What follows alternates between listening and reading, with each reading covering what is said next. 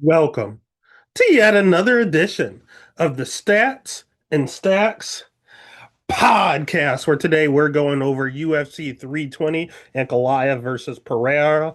First things first, Pereira. First things first, make sure you smash that like button. Give a follow over on Twitter, over on Instagram, over on TikTok, wherever there's social media. There's a Stats and Stacks podcast. Quick overview of last week. We crushed. Both locks hit. Dogs, not so much. Neil Magny fucked us with Jake Matthews, but everything else was a success. I'm just stumbling over my words. So these are back-to-back winning weeks. In regards to Noche going into Perth, now we're coming home to America at the T-Mobile Arena, hoping to make it a three-peat. All in all, it's an okay card. The main card's real good. The prelims, we're just gonna make some money to make it good. But there's some pretty decent lines on here, and I think it's one we have a pretty good read on in regards to this card. We've seen these people, most of these people, over and over and over again, and we know what we're getting. And if they do what they generally do, we should have a good night. So let's on a little bit of a time crunch this week. So let's go ahead and just jump right in. Excuse me. Let's go ahead and jump right into it. Let's start with the very first fight of the night. We are looking at the return of Veronica Hardy going against the return of Brogan Walker. We have let me go ahead and pull this up. I don't have the odds up. I know Veronica Hardy was like minus 650 or something. Absolutely insane. We're a lot of stuff going on today, so bear with me as we pull it up. Veronica Hardy's minus 700 now. Come back on Brogan Walker is plus 500. Over under set at 2.5. Over 2.5 minus 410. Under 2.5 at plus 290. Let's go ahead and start with Veronica Hardy. Again, we're going to go a little quicker than we usually do today. Veronica Hardy is 29 years old. She is the wife of Dan Hardy, so it is a MMA family. She has good striking. Her cardio checks out. Her BJJ is not good. It's not bad. It's serviceable for a UFC fighter. Takedown defense, 55% takedown defense isn't the best number, but a lot of that was prior to taking a break, adding muscle and going, training with Dan Hardy over and over and over again.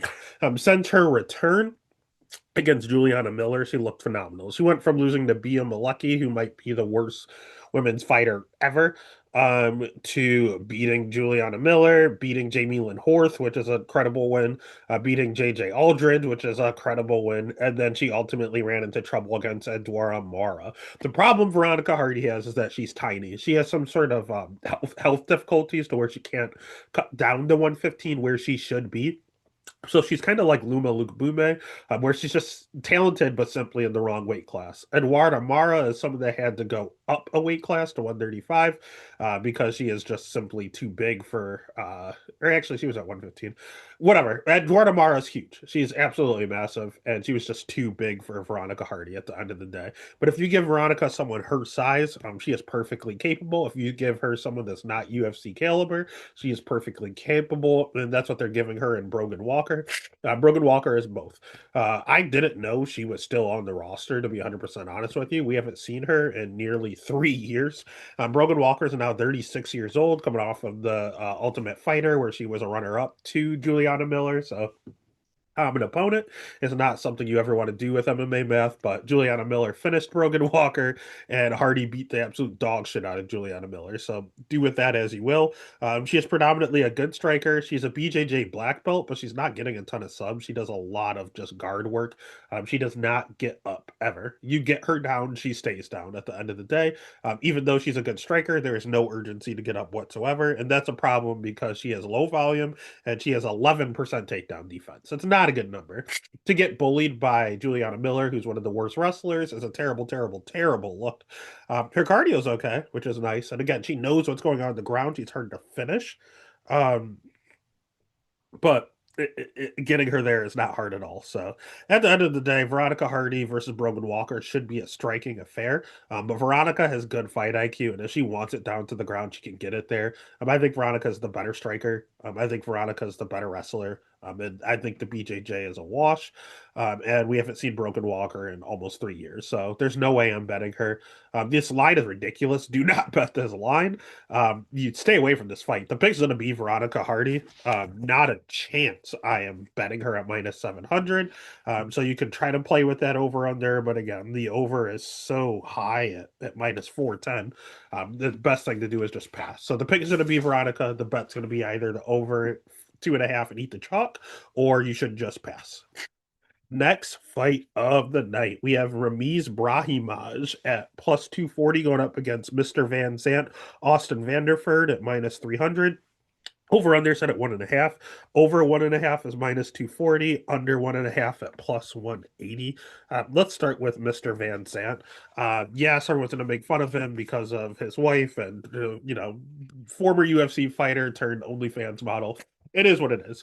But in life, I guess he's winning. He's 35 years old. He is really good wrestling. Like, people are just discrediting him because of his wife's OnlyFans stuff, but he's actually a decent fighter. He spent a lot of time over in Bellator before its inception with PFL. But again, he's a Division One wrestler. He has okay jiu-jitsu. His striking's not the greatest. He's really strong, but he doesn't really know what he's doing on the feet. He has a nice little jab, but that's about all he has on the feet. His cardio's okay. He does slow down a little bit, but he can go 15 minutes. He'll have a 2-inch reach advantage in this matchup. He's very, very low volume, but a lot of that doesn't matter because he's not standing with you. He is taking you down to the ground. That's what he knows. That's all he knows. He's 13-2, and his losses are to Gegard Mousasi, who is honestly a top 5 middleweight of all time, and to Aaron Jeffries, who's not a bad fighter. He could be ranked if he was in the UFC. He's UFC caliber. So he has two good losses. And the main thing at those losses are that those two were at middleweight. Austin has dropped down to welterweight, where he absolutely killed Versenikov in his last fight. And this fight, again, is going to be at 170. So, yeah, he has some losses, but he's never lost at 170, and he has credible wins too. He's not just losing to good people. He has a credible win over Fabian Edwards, who's now the PFL champion, and a few decent ones out there. That's probably his best one is Fabian Edwards, but I'll tell you what, Fabian Edwards is better than Ramiz Brahimaj. I don't rate Ramiz highly at all. Ramiz is 32 years old. He has really, really good jiu-jitsu. And he's kind of strong himself, but that's where it ends.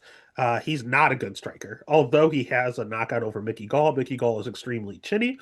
And Mickey Gall can't strike himself. So I mean, if I'm out there boxing someone and you knock me out, it doesn't make you a good boxer. I don't box. So at the end of the day, he is known for being a world champion in jiu-jitsu, but it was at his blue belt level. So you're thinking maybe that's a little overrated. Maybe not, because he went out there and he stole a lot of people's money in his last fight, where he just snatched the neck up of Billy Ray Goff with that guillotine. The thing is, outside of the knockout of Mickey Gall, Michael Gilmore, it was a takedown rear naked choke. Sasha Platnikov, takedown rear naked choke. Carlos Martinez is an arm triangle. So a lot of these are stuff when he's on top, rear naked choke. I guess he has a few guillotines on here.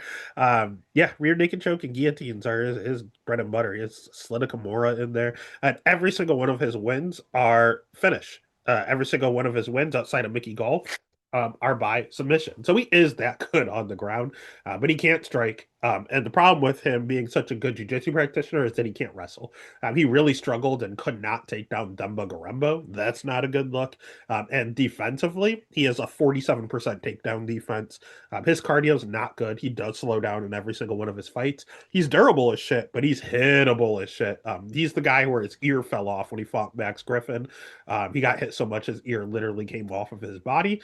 He's very low volume when he's on the feet. So you have a wrestler versus a jiu-jitsu guy at the end of the day. Most of the time, the wrestlers can stay safe. And although Ramiz is very, very strong for the weight class, Vanderford is coming down from 185 to 170. And I think he is just as strong, if not stronger. So all he has to do, neither one of them can strike. I'm not scared of any of them on the feet. What I'm really thinking about is the ground game. It's wrestling versus jiu-jitsu. Can Vanderford take him down and stay safe? Absolutely, because Ramis does play guard, just like we talked about with Brogan Walker. No urgency to get up whatsoever. Then Mugarembo took him down and stayed on top, and I cannot get that out of my head. Court McGee outboxed him and then took him down and stayed on top. It's not like it's we have Andre Manise on this card. It's not like a guy, if you take him down, it's hot water. Be very, very, very careful. Ramis has good jujitsu. But if you know what you're doing, you can stay safe. And I think Austin can stay safe enough to justify this minus 300 price tag. It's a little rich for my blood, but that's the only way I'm looking. The pick is going to be Austin Vanderford. The bet is going to be Austin Vanderford Van Zandt.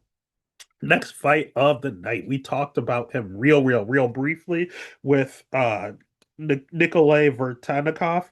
He's a plus 240 dog going up against my guy, Puna Holly Soriano. Puna at minus 300. Over under set at 1.5. Over 1.5 is minus 175. Under 1.5 at plus 135. Let's just stick with Nikolai. What is Nikolai good at? He's a decent striker. That's about it. He has an inch and a half reach advantage, which is good in this matchup.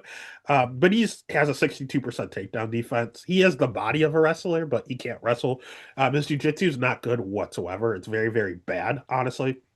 His volume is not good. He's a very, very low volume striker. And to make things worse, he's very, very hittable because of how little he throws. So he throws with decent heat. He hits decently hard and he can KO you if he catches you in the right spot. But if you want to take him down, more than half the time you'll get him down. If you want to strike with him, more you'll probably outvolume him as long as you don't get caught. He's 35 years old. He's not getting any younger.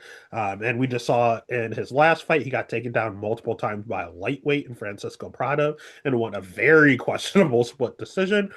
Danny Barlow, he took that fight on short notice. It says split decision, but it shouldn't have been. Danny Barlow whooped his ass. I know, I bet. Vetnikov. And then Austin Vanderford, who we just talked about, took him down and beat the shit out of him on the ground. It wasn't even close. So at the end of the day, he's an okay striker, just low volume, and he gets really tired and cannot stuff a takedown. On the other side, we have the resurgence of Puna. Puna is my guy. I love Puna. He's a dude's dude. He's 32 years old. And he's just a little bit of a generalist. He is okay striking. He is okay wrestling. He did wrestle D2, and a lot of people forgot that. He is a BJJ, I want to say brown belt, but he's decent on the ground. He's taken black belts down to the ground before. He took down Miguel Baeza. He just starched Euros Medic. On his Contender Series fight, you saw him take down oh God, what's his name?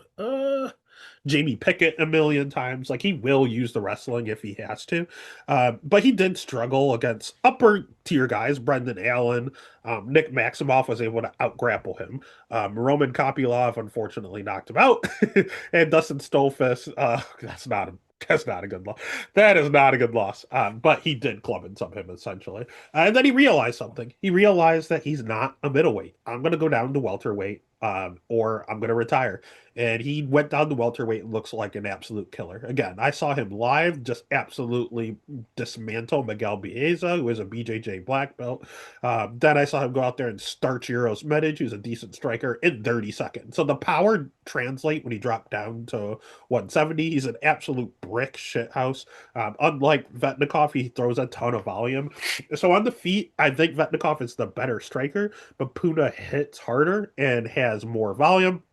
If he wants to just take him down to the ground, Puna is the much better wrestler. If he wants to try to submit him and play BJJ, Puna is the much better jiu-jitsu practitioner. When it comes to the cardio, both of them can slow down, but Puna has the better cardio. Puna is better everywhere. He just can't get caught. That's what it comes down to. I've seen him rocked. I've seen him knocked out before. Just don't get caught. And he should absolutely smash Vetnikov. So the pick is going to be Puna. The bet is going to be Puna. Next fight of the night. I think I'm going to lock Puna Hale Soriano, and I think I'm going to go back to back with locks and trusting my guy, Mr. Buffalo himself, Patchy Mix. Patchy Mix is now a minus 310 favorite. Put up against Jacob Wilcox, Wicklax at plus 250. Over under set at 2.5. Over 2.5 minus 165. Under 2.5 at plus 130. Let's start with Patchy, because everyone's going to talk about how bad Patrick looked. That wasn't Patchy Mix that showed up against Mario Batista. That was Patrick. Patrick didn't look great. He looked absolutely frozen in time. Was very stiff, very rigid. Now, I'll be honest with you. His striking. He's generally pretty stiff. That's not really that unusual. Unfortunately, he'll probably look stiff here too. But it's not ever frozen like that. Like it's like he couldn't move. Later on, again, you got to remember he took that fight on short notice against a top five guy. And later on, he said that he had an injury and he had some sort of like leg or foot injury. So if he's already stiff, he's taking it on short notice just to get out of his Bellator contract and get into the UFC. I think he would have taken it with one leg. If he hit a torn ACL, I think he would have taken the fight. Anything to get out of that contract. He said he went in there. He didn't make any excuses, but apparently he went in pretty compromised. It looked it because he is a great jiu-jitsu practitioner. Really, really, really good on the ground. He's an okay wrestler, and he's an okay striker. And he looked like a terrible striker and a terrible wrestler, and he hardly even shot takedowns. So that was really peculiar. He's a wrestler, BJJ guy, who shot like one takedown the entire fight. There had to have been something wrong with his leg or his foot, or it was just fight jitters. Either way, neither one of those should be here now. He should be 100% healthy. He should not be scared of the bright lights. I'm hoping that Patchy Mix comes out, not Patrick Mills, because Patchy Mix has good wins on his record. His two losses, Mario Batista and Juan Archuleta, are both good fighters. He has great cardio, someone that can match Merab's cardio. He has really high volume. Even in that loss where he looked terrible, you're not going to realize he still landed over 100 significant strikes. So him compromised, had high volume. Him at 100% is hopefully good, and hopefully gets his wrestling going. Like his bread and butter is his jujitsu. He needs to get that going because he is a top two jiu-jitsu guy in this weight class. Like he's very, very, very good on the ground. And whether he wants to be stuck in quicksand or not, he's going to have to wrestle and he's going to have to use his jujitsu because that's what Jacob does. Jacob is not a good striker. He has a really good 1-2, and that's all I've ever seen him throw. Teep kick, 1-2. Teep kick, 1-2. That's all he does. Like he is not a good striker at all. He is a grappler, and he wants to go out there. He wants to take you down. He's 29 years old. He's making his UFC debut. He's a KSW champion. He has a 3-inch reach advantage, which is nice, especially for his 1-2. But he has good jujitsu. He has okay. It's very basic again with that striking. And his wrestling's okay. But he's pretty sloppy, to be 100% honest with you. His level of competition, KSW is a good, it's a good promotion. But his level of competition compared to Patchy's isn't even close. And to make things even worse, he has been KO'd twice. He only has three losses. Two of them are KO, and I've seen him rocked on other occasions against low level of competition. To boot, he has bad cardio. He does slow down in all of his fights. I've seen him go 5 rounds before, but he does get tired all of the time. So Patchy has the better cardio. Patchy has even his stiff striking is better. Patchy has the better wrestling. Patchy has the better jujitsu. Patchy has the better wins. Patchy's better everywhere. And money is pouring in on Patchy. People are believing in Patchy. For the love of God, leave Patrick at home. If Patchy shows up, he's probably going to snatch his neck and he's probably going to choke this guy out. So the pick is going to be Patchy Mix. Bet is going to be Patchy Mix. And I don't hate that under 2.5. I think he's going to come back with a vengeance. Next fight of the night is what I keep going back and forth on. We have Macy Chase on at minus 200 going up against Yana Santos at plus 165. Over under set at 2.5. Over 2.5 minus 250. Under 2.5 at plus 190. Let's start with Macy Chase on. Macy Chase on started out as a striker, found out that she has decent jujitsu, decent wrestling, and turned into a grappler. A lot of times you see these people that are wrestlers, they get a knockout, like Michael Chandler, then they turn into knockout artists and they only strike, even though they have a wrestling background. She's the opposite. She had a striking background. She's tall, lanky. Found out that she's a good wrestler and good jiu-jitsu practitioner, and now is turned into primarily a grappler. She'll have a 4-inch reach advantage. She's 34 years old, so she's getting up there. Her cardio, it's not great. She can slow down in her fights. But again, she knows where her bread is buttered, and she goes out there and she grapples. Ketlin Vieira has ungodly takedown defense. I think it's at like 95% takedown defense. She's very hard to get down to the ground. and being forced to stand with Ketlin did not go well. But she took down Myro Moreno Silva. She took down Pandy Kianzad and choked her out. She beat the shit out of Irene Aldana until she got an up kick to the liver that was very fluky. She took down Norma Dumont, who has pretty good takedown defense. Yeah, everyone she takes down, she beats the hell out of. So if she can take you down, you're in trouble. Yana Santos, career 53% takedown defense. So it's a little bit of a setup here. Yana's also 35 years old, so she's the older participant. She has good striking. She does have really good cardio. She does have a good level of competition, fighting people like Cyborg and Aspen Ladd and Misha Tate, like a few former champions, Holly Holm. And Holly Holm, that's the fight that got me because Holly Holm took her down like 5 times. And I really thought she had really, really, really bad takedown defense. And then Misha Tate struggled to get her down to the ground. So I've seen her have the world's worst takedown defense where she goes down like a sack of potatoes. And then I've seen her have a really good sprawl and be impossible to take down. So it's strange. I talked about Luana Carolina last week, where she has really, really good takedown defense in regards to body locks, but you can double and single leg her and use folk style wrestling. It looks like Yana's the opposite. She has a good sprawl, but if you body lock her, she has no sense of just like weight distribution. You can kind of just tilt her over and she falls over. So if Macy goes upper body and tosses her to the side, she kills Yana Santos and probably finishes her. If she shoots nothing but singles or doubles, she's going to struggle. Is Macy good enough of a wrestler to utilize both? I'll say yeah. But this fight does scare me. I want to do a little more research on this for now. I'm going to pick Macy Chase on and I'm going to bet Macy Chase on.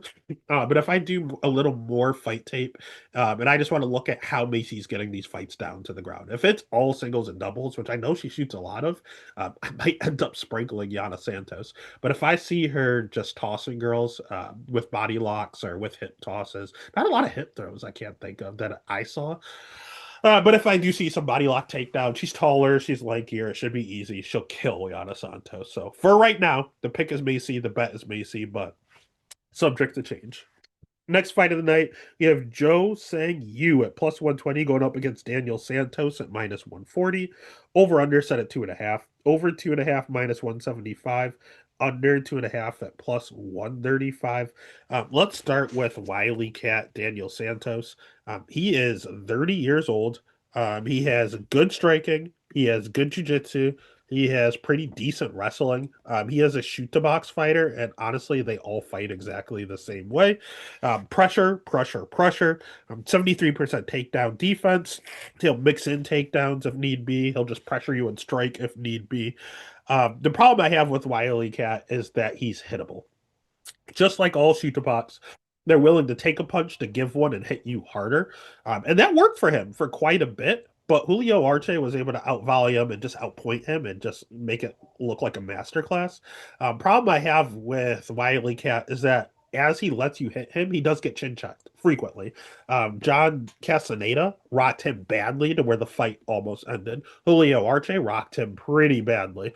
When he's fighting Johnny Munoz, who can't strike, he's fine. When he's fighting Jung Young Lee, Jung Young Lee rocked him very badly. And then he went to the takedown game and he took him down 6 times.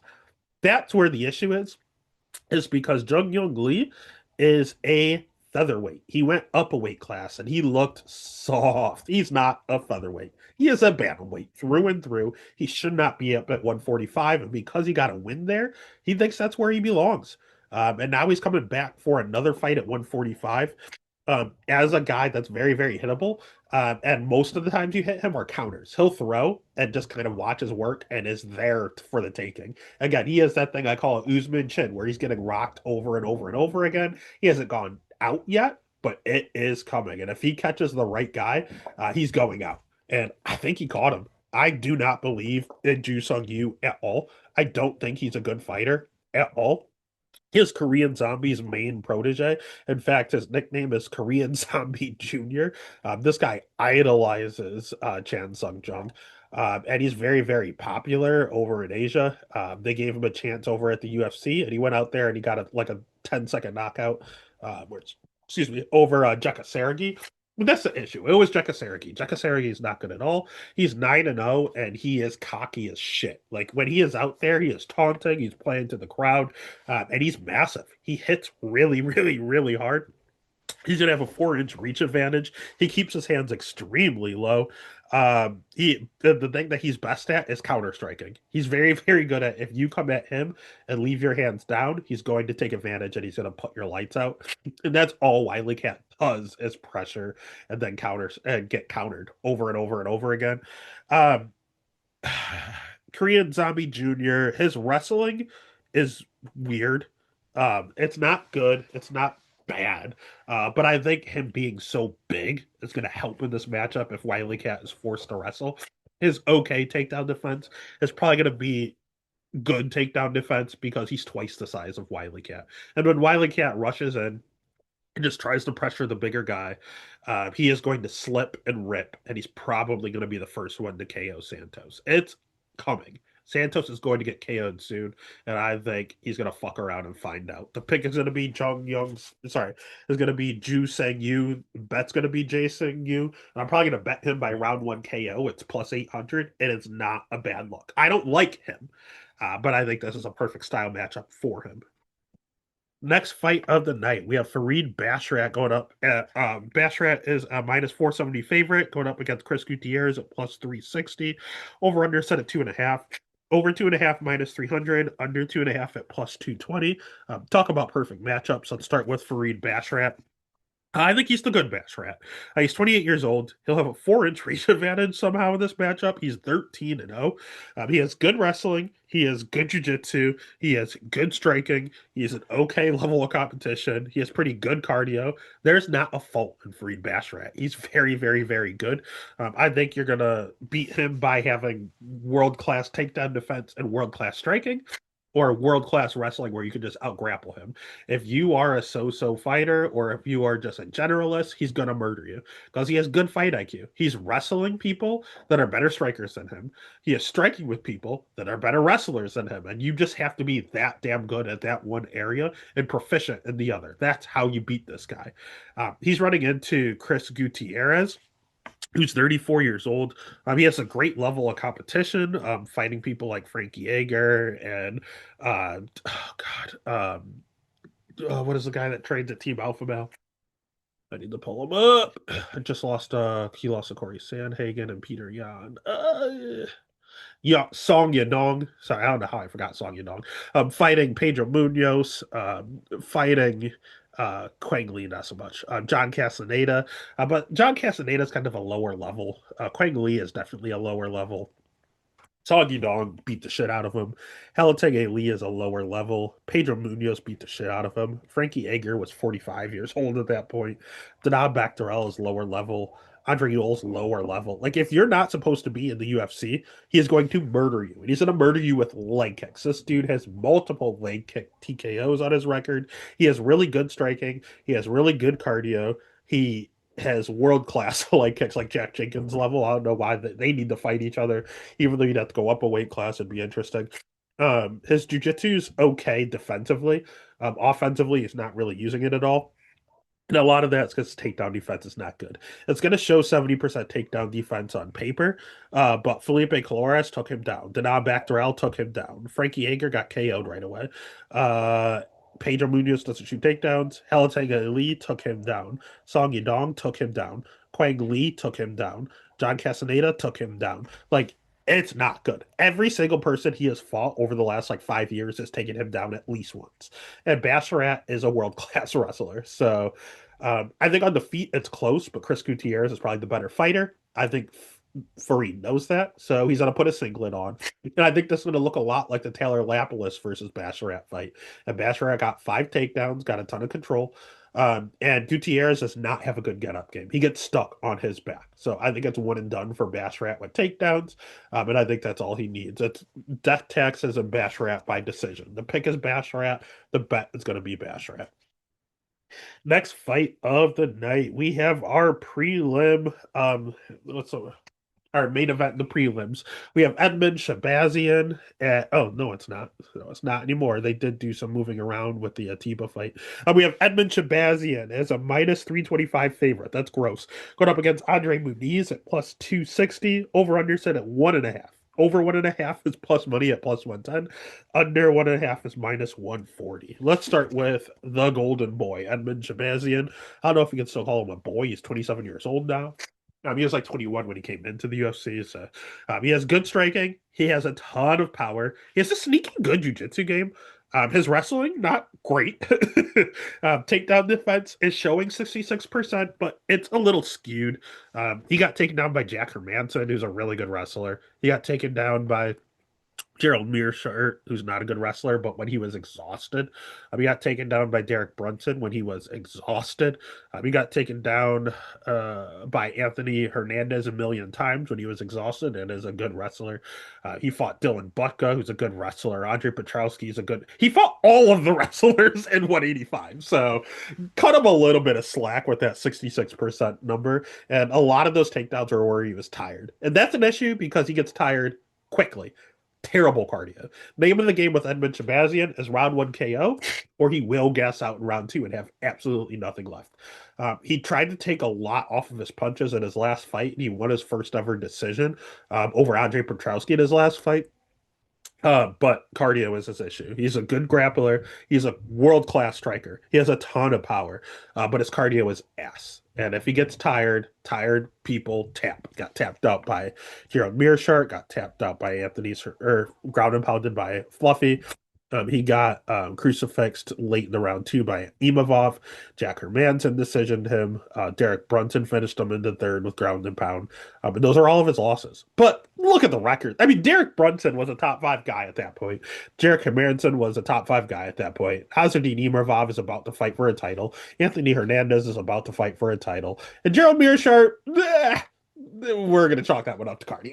But at the end of the day, all of his losses are to really, really credited people. So Edmund is a very good fighter. He just has no cardio. Lucky for him, Muniz doesn't either. Muniz is 35 years old. He has world-class jiu-jitsu.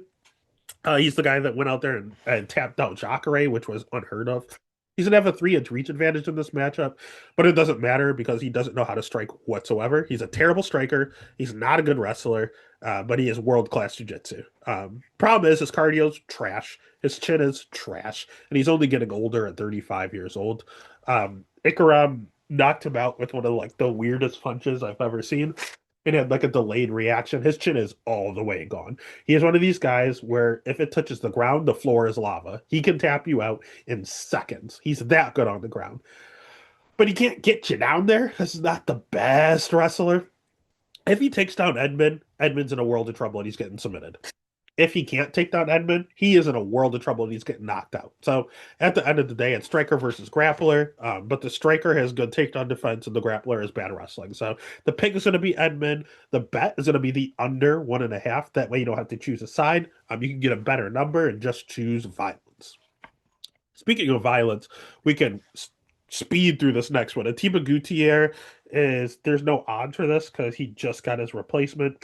Atiba Gutierrez is gonna be like a minus 2,000 favorite going up against Tristan Vines.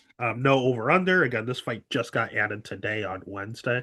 So let's just start with Tristan. He is a human sacrifice. He's 29 years old. He's taking this fight on less than a week's notice. He has been KO'd in all three of his losses and early, so he is very chinny. His level of competition's trash. His wrestling's okay. His striking's okay. His jiu-jitsu is pretty sloppy. But he can get backed up and has really bad reactions when he gets hit. He does not like to get punched, and he can't take a punch. He just gets flatlined every time he does, and that is not good fighting Atiba Gauthier. Atiba Gauthier is someone that the UFC is trying to build properly because they believe in him. He is 23 years old, and he is essentially the new Francis Ngannou. They're taking it very, very slow. He's called the Silent Assassin, and he is the most physically intimidating person I've ever seen in my life at the 185-pound weight class. Even with killers like Yoel Romero and Pereira, this guy's the scariest. He has good striking. He has 90% takedown defense, so it's really hard to get him down to the ground. Carries just as much power as Francis Ngannou. The dude hits like a truck. throws a ton of volume. We don't know about his jiu-jitsu. We don't know about his cardio, but we won't for a while because he just marches forward with pressure and knocks people out in the first few seconds of the fight. And I plan on him doing this here. So the pick is going to be a Tiba. The bet, he's not going to be bettable. You'll probably just have to bet the under 1.5. Hell, I might play around with the under 1 minute props and try to chase some plus money because this fight will not take long. Then we go on to the main card. We are looking at B, Joe Pyfer at minus 245 going up against Abus Magomedov at plus 200. Over under set at 1.5. Over 1.5. Sorry, over 1.5 is minus 155. Under 1.5 at plus 120. Let's start with B, Joe Pyfer.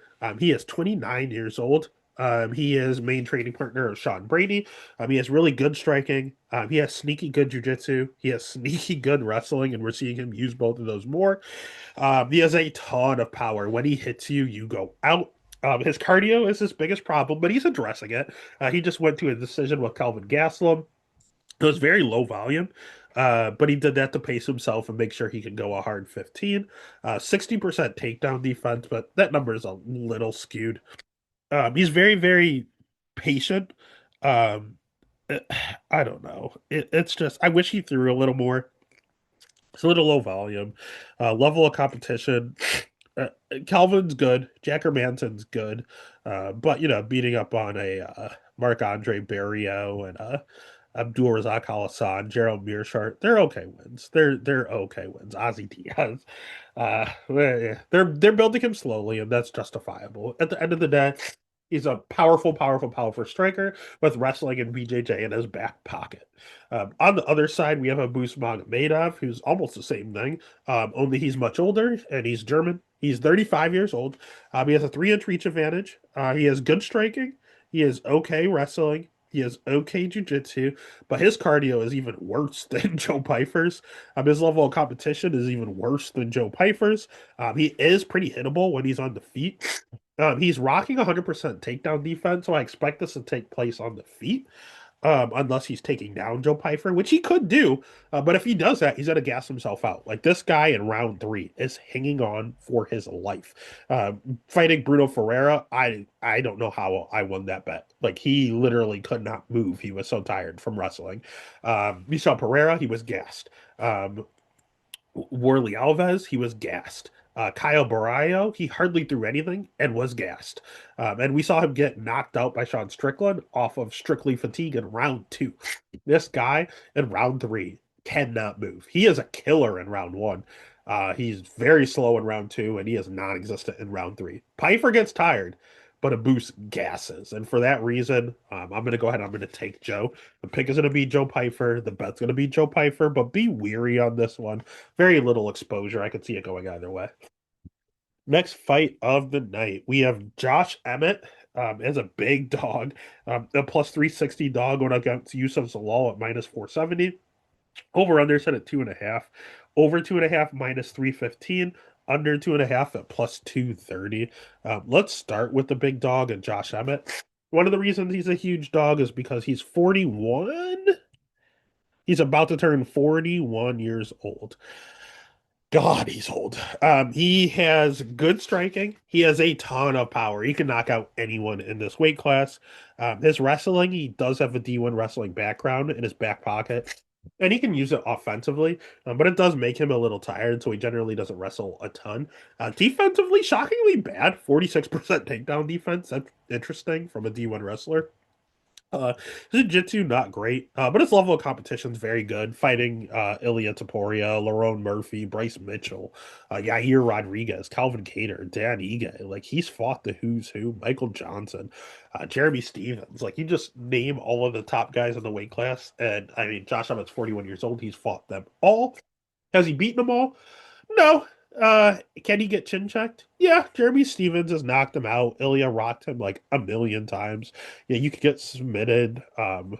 He went out there and got submitted by Yair Rodriguez, and he got out grappled by Lerone Murphy, which is interesting. So yeah, he's there to get had, but just know that he can knock you out at any point in time. All 15 minutes is danger with Josh Emmett because he hits that fucking hard. On the other side, we have Yusuf Zalal, who doesn't really hit hard at all, but is probably the more talented fighter. He is 29 years old, that little Moroccan devil. He has great cardio. That's the best part of his game. He has good jiu-jitsu. He has good striking. His wrestling's okay. I'd probably say it's a wash in this matchup. His volume's pretty low. I don't like that. And he has a 59% takedown defense on paper, but he had two runs in the UFC. He was a COVID king. That was 5 years ago. Again, he's 29 now. So he was like 23 when he was in the UFC originally. He went on a nice little run there, but he did get taken down quite a bit by Ilya Taporia. Go figure. He fought people like Damon Blackshear, who got a ton of takedowns. Then he had a few losses that got him cut against Sungwoo Choi and against Sean Woodson. But he took the Choi fight and the Sean Woodson fight on short notice, and one of those were up a weight class. So, like, cut him a little bit of slack here. And then he went to the draw with Damon Blackshear. They sent him back to the regionals, and he decided to turn into a killer and knocked out or submitted everyone. He came into the UFC and submitted three straight people until he got a decision win over Calvin Kattar. And the Calvin Kattar fight is probably exactly how this looks. Calvin and Josh are very, very similar, and he just played it really, really safe and just jabbed and danced to the outside, jabbed and danced to the outside. And I see him doing the same thing. Death taxes Zalal by decision. So the pick is going to be Yusuf Zalal. The bet's either going to be the bet's is going to be Yusuf Zalal. Just in case he finds a way to the back, he can submit Josh Emmett.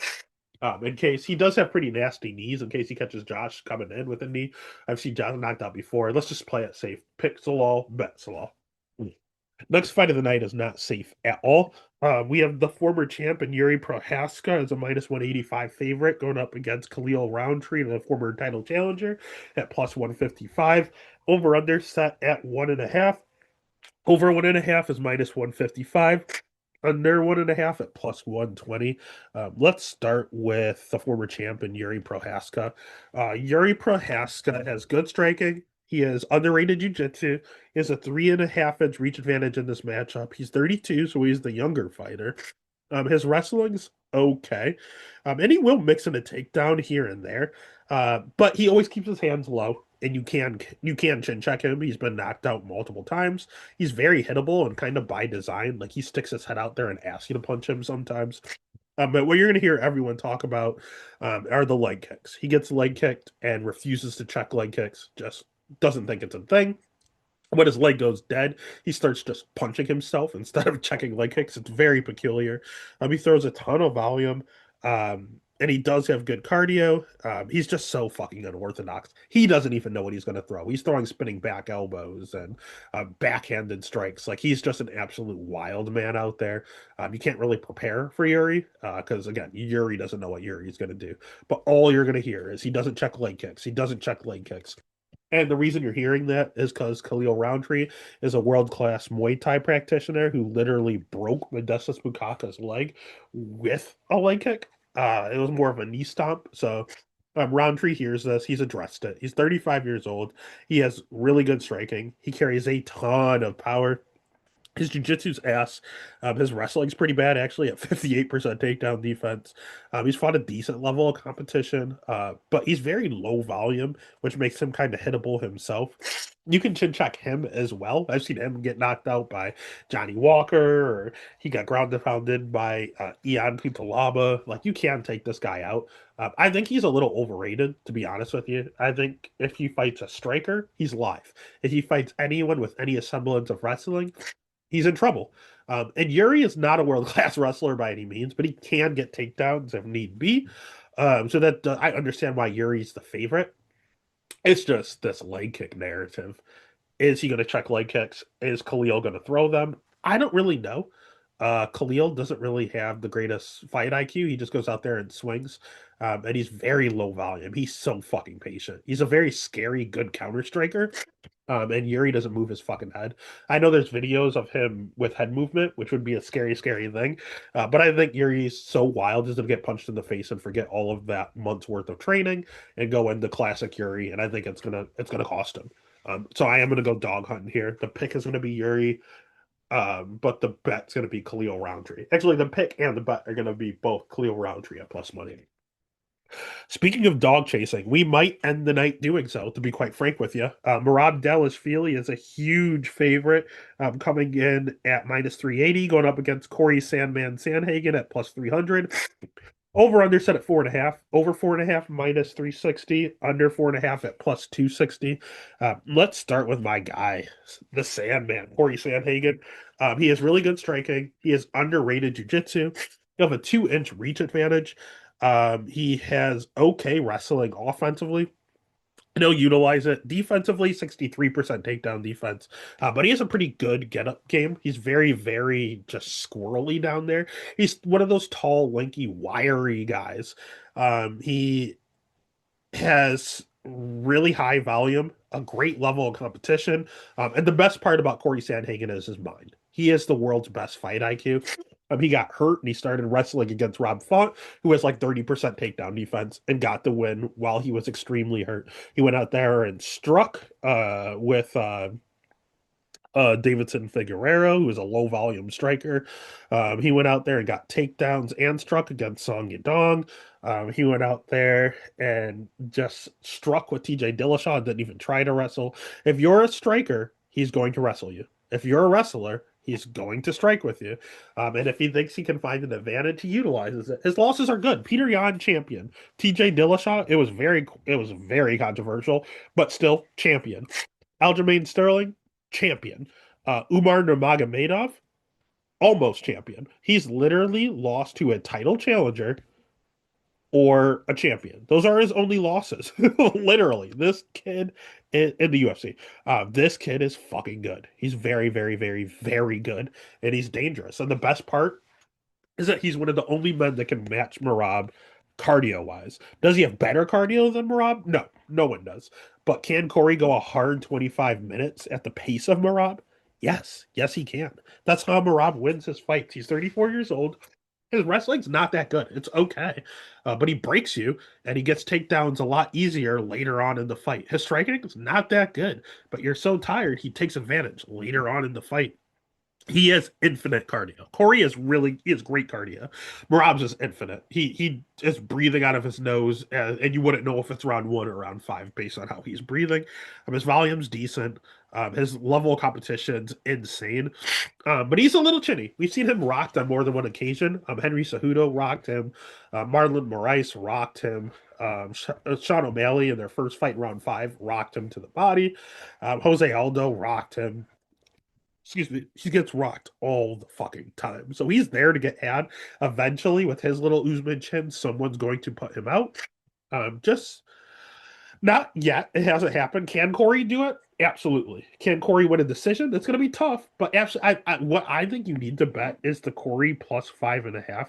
He's going to win a round, and that's minus 110. That's the best. That's one of the best bets on the entire card. Corey Sandhagen will win a round. I guarantee it. Is he going to win the fight? I don't know. But I know that him plus 300 is asinine. Marab is a world class fighter. He is probably the pound for pound best fighter. Him or Ilya are the best fighters in the world right now. But Corey Sandhagen, matchups make fights, and Corey is a terrible matchup for him. So the pick is going to be Sandhagen. The bet's going to be Marab, or pick is going to be Marab. The bet is going to be Sandhagen. Those odds are making me do it.